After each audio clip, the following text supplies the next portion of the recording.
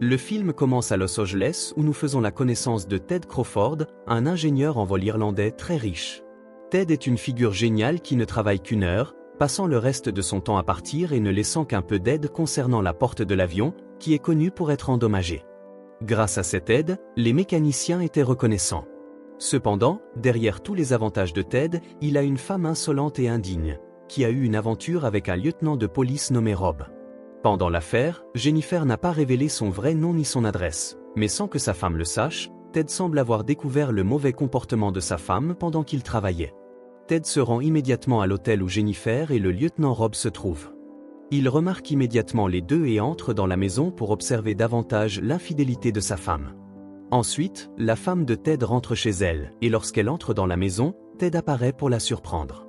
Il essaie de l'embrasser, mais elle refuse, même si Ted avait brossé ses dents 99 fois pour éliminer l'odeur de sa bouche. Puis Jennifer dit qu'elle préparera le dîner bientôt, mais Ted lui pose soudainement des questions sur son aventure, ce qui surprend Jennifer. Comment son mari savait-il en détail son infidélité avec Rob ? Se sentant coupable, Jennifer s'excuse en disant qu'elle était fatiguée, mais Ted sort immédiatement un pistolet et lui tire dans la tête. Après avoir tiré, Ted se change et prépare le dîner. Les jardiniers, qui ont entendu les coups de feu, se sont immédiatement approchés pour vérifier, mais Ted a tiré quelques autres balles, effrayant ainsi les travailleurs de la maison et les faisant fuir. Ensuite, Ted essuie les douilles des balles, se nettoie et brûle les vêtements qu'il portait pour se débarrasser des preuves. Après que les jardiniers aient signalé l'incident, la police est arrivée chez Ted. Par coïncidence, le lieutenant Rob servait de négociateur en cas de prise d'otage. Il a immédiatement appelé Ted et est allé à l'intérieur. Ted a calmement dit au lieutenant qu'il avait tué sa femme. Le lieutenant est alors très surpris de découvrir que la femme de Ted était Jennifer, sa petite amie. Rob vérifie immédiatement son pouls, tandis que Ted avance et pointe une arme sur Rob. Mais le lieutenant parvient à saisir l'arme et tire sur Ted. Le lieutenant le frappe plusieurs fois au visage, mais il est arrêté par d'autres policiers. Finalement, Ted a été arrêté et détenu par les autorités. Heureusement, les médecins ont trouvé que Jennifer était toujours en vie. Ensuite, nous rencontrons Willie, un procureur adjoint. Son collègue l'appelle à propos de la tentative de meurtre de Ted. Comme des témoins étaient disponibles et que Ted avait avoué, Willie pense que ce sera une affaire simple et décide de la gérer immédiatement. Ted ne demande pas d'avocat lors de l'audience préliminaire, car il veut se défendre seul. Le juge et Willie sont surpris qu'il se trouve dans une situation aussi sérieuse et lui conseillent de prendre un avocat. Cependant, il refuse catégoriquement et demande à être transféré au procès dès que possible. Lorsqu'on lui dit que le bureau du procureur pourrait changer de procureur, Ted déclare qu'il aime Willie et ne veut pas qu'il soit changé. Le cas est transféré au procès à la première date disponible. Ce soir-là, le lieutenant rencontre Willie pour l'avertir qu'il y a quelque chose d'inhabituel chez Ted, mais Willie est confiant qu'il gagnera l'affaire grâce aux preuves et aux aveux. Il rencontre Nikki Gardner, qui se présente comme sa patronne et commence à flirter avec lui, mais un appel téléphonique de son partenaire interrompt leur conversation. Il annonce que l'arme trouvée chez Ted n'a jamais été utilisée. De plus, Ted n'a jamais quitté la maison cette nuit-là après avoir commis le crime jusqu'à son arrestation, il n'a donc pas eu la possibilité de changer l'arme. Aucun de ces éléments de preuve n'a été tiré. Le type n'est jamais sorti de la maison, alors l'arme doit être là. Le lendemain matin, Willie retourne sur les lieux du crime pour enquêter. Il constate que Ted n'a aucune poudre sur ses mains ou son corps. Cependant, 4 balles manquent du chargeur, mais aucune empreinte n'est présente sur les 4 cartouches. Il insiste sur le fait que l'arme est toujours dans la maison et donne des instructions à son ami pour continuer la recherche. Il retourne à son bureau et reçoit un dossier contenant les documents de preuve pour l'affaire, qu'il avait gentiment fournis. Lorsqu'il l'ouvrit, il vit que chaque feuille portait le mot « non » écrit à la plume rouge. Il alla voir Ted et constata avec étonnement que Ted le lisait comme un livre. Ted révéla qu'il avait engagé un agent secret pour obtenir beaucoup d'informations personnelles sur Willie. Ted le taquina en l'invitant à être son avocat de la défense, suggérant qu'il avait la possibilité de changer de camp avant que les choses ne tournent mal, mais Willie refusa. Avant de partir, Ted raconta à Willie une histoire de son enfance. Son père, un éleveur d'œufs, lui avait demandé de vérifier ses œufs et de mettre les bons et les mauvais dans un seau dans le four. Il mit 300 œufs dans le seau du four, car il avait trouvé des défauts et des faiblesses dans tous les œufs. Il rappela à Willie que si l'on regarde assez attentivement, on peut trouver des défauts dans n'importe quoi. Willie se demanda s'il avait trouvé le défaut et déclara qu'il n'avait en réalité découvert rien. Je n'ai pas besoin du pistolet pour te convaincre, tu cherches le mien, je t'ai déjà trouvé. Pendant le procès, Willie appela à tour de rôle des témoins pour poser des questions.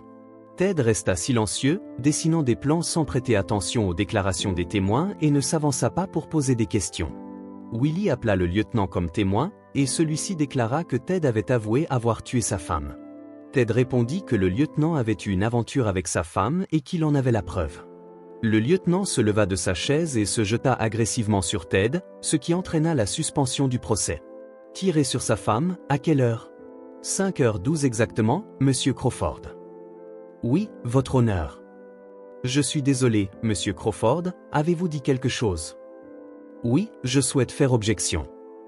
Je suis désolé, honneur, mais comment appelleriez-vous cela légalement quand l'officier qui vous a arrêté avait des rapports sexuels avec votre femme? Rob? Oh, s'il vous plaît, pause. Cette nuit-là, Willie, Ted et le juge se retrouvèrent ensemble.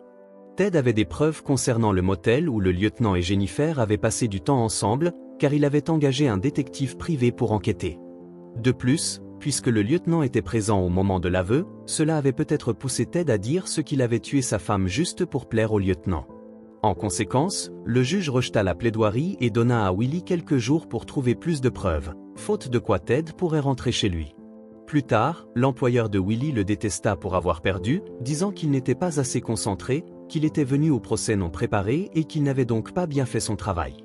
Willie essaya d'expliquer que c'était une ruse, mais son patron resta sur ses positions. Willie alla ensuite voir Nikki et constata que Nikki avait convaincu son patron de ne pas le licencier. Il la remercia et ils passèrent la nuit ensemble. Lorsqu'il rentra chez lui, il reçut un colis contenant des coquilles d'œufs. Il se mit en colère et le lendemain matin, il se rendit au bureau de son patron. Willie lui dit qu'il irait jusqu'au bout de l'affaire.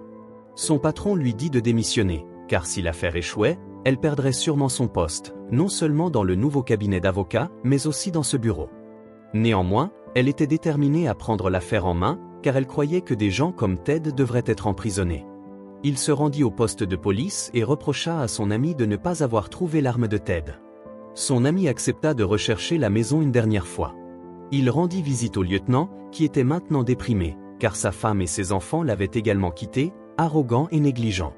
Tu as fait des dégâts, je ne te redonne pas cette affaire pour que tu répares ton ego, mais si un moyen existe, je le trouverai. Quelqu'un doit les mettre en prison. J'y reviendrai une dernière fois et c'est tout.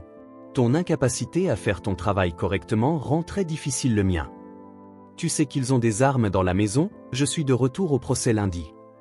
Plus tard, il se rendit au motel où la rencontre des amants avait eu lieu et on lui dit qu'il recevrait les images de la caméra de sécurité du jour. Lorsqu'il retourna au bureau, il reçut un appel de Ted, l'homme âgé continuant à se moquer de ses efforts. Willie se rendit chez Ted et constata que la police n'avait toujours pas trouvé l'arme. Willie observa la maison sans se sentir triste et se rendit à l'hôpital en espérant que Jennifer reviendrait à ses sens. Un médecin entra et lui dit qu'il était peu probable que, même si Jennifer reprenait conscience, elle serait capable de parler, encore moins de se souvenir de qui l'avait tirée. Plus tard, il fut invité à dîner chez la famille de Nikki. L'affaire fut discutée pendant le repas et le frère de Nikki se moqua de Willie, mais il ne savait pas encore que Willie était revenu à l'affaire et était furieux lorsqu'il l'apprit. Nikki se disputa un moment avec Willie avant de partir. Le père de Nikki, un juge, encouragea Willie à se battre pour la justice. Ce n'est pas fini tant que ce n'est pas fini. Cela semble assez fini. Je ne suis vraiment pas. Tu m'as menti, ça ne marche pas avec moi. Je ne t'ai pas menti, je t'ai dit que j'avais pris un risque, je l'ai dit à Bear que c'était fini, je ne t'ai pas demandé de faire ça, Nick. Cette nuit-là, le lieutenant retrouva Willie et lui proposa de fabriquer de fausses preuves, mais il refusa. Le lendemain, il obtint les images de la caméra de sécurité. Mais parce que Ted porte un chapeau, cela ne suffit pas pour témoigner au tribunal. Willie et le détective se disputent, car Willie croit que l'arme est toujours dans la maison et que la police ne peut pas la trouver. Tout, jusqu'au chapeau, est important. Il est là parce qu'il doit le voir de ses propres yeux, jaloux que sa femme ait une liaison. On ne peut pas faire un cas à partir de rien, il agit comme un idiot. Cette nuit-là, Willie appelle le lieutenant pour accepter l'offre de fournir de fausses preuves au tribunal. Le lendemain, il utilise une ruse pendant le procès.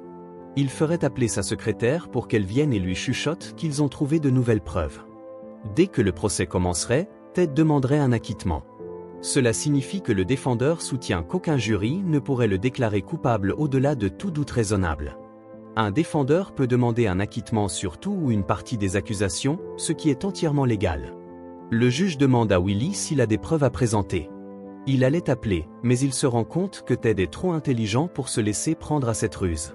En conséquence, il déclare ne pas avoir d'autres preuves et Ted est libéré.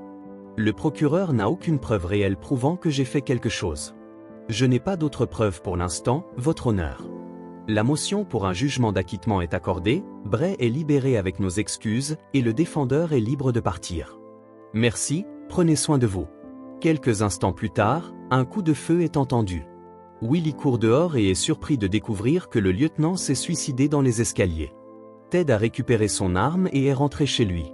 Willie reste à l'hôpital, espérant que Jennifer reviendra à ses sens. Le lendemain matin, Ted arrive à l'hôpital et Willie craint qu'il ne tue Jennifer. Willie va voir Nikki et lui demande de l'aider, même s'il n'y est pour rien. Nikki soutient que Ted ne devrait pas être là et qu'elle ne peut pas l'aider. Il lui dit que Ted tuera sa femme, mais Nikki s'en fiche.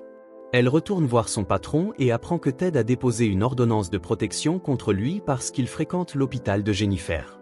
Selon son patron, Ted est déjà un citoyen libre, donc Willie doit démissionner. Willie n'a d'autre choix que de demander de l'aide à son père, qui signe un mandat lui permettant d'aller à l'hôpital pour défendre Jennifer. Mais il est trop tard. Lorsqu'il arrive à l'hôpital, Ted a déjà tué sa femme. Que se passe-t-il ? Sortez, s'il vous plaît. Regardez, j'ai un ordre du tribunal. Le lendemain, Willie nettoyait le garage lorsque son patron s'approcha et lui demanda de revenir au travail, mais il refusa, honteux. Il se sentait coupable d'avoir laissé un meurtrier en liberté, mais son employeur répondit qu'il s'agissait en réalité d'une tentative de meurtre. Cela lui donna une idée. Il continua de lire des documents juridiques et de vérifier les faits. Il retrouve son ami détective et lorsqu'ils posent leur téléphone côte à côte, le détective prend par erreur le téléphone de Willie car ils sont identiques. L'appel téléphonique moqueur de Ted à Willie lui fait réaliser quelque chose et il le signale au détective. Ted l'invite chez lui pour lui offrir un cadeau avant de partir en voyage. « Je t'appelle pour dire au revoir, mais ce ne sera pas pareil sans notre Jennifer, n'est-ce pas ?» Juste Willie entre dans la maison de Ted et découvre toutes ses tromperies. Willie découvre qu'il a acheté une arme comme celle du lieutenant, puis se rend dans un motel pour échanger les deux armes à feu. Lorsque le lieutenant trouve Jennifer au sol, il échange à nouveau les armes. Il savait que le lieutenant apporterait son arme pour la montrer au tribunal, alors il les a échangées à nouveau.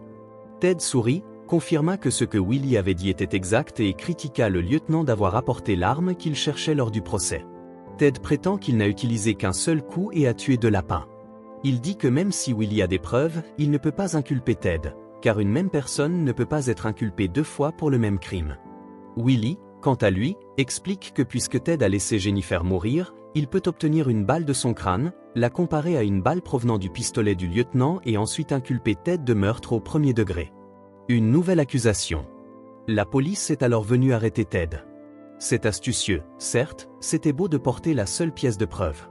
Il a assisté à tout le procès et l'a utilisé contre lui-même. Tu m'as un peu touché, elle était en vie, mais tu as juste dû débrancher cette prise, n'est-ce pas ? Maintenant elle est morte, c'est un meurtre, tu es pendu pour meurtre au premier degré et c'est de nouvelles accusations, de nouvelles preuves. Willie était seul alors que le nouveau procès allait commencer, tandis que Ted était entouré d'une équipe d'avocats très bien payés.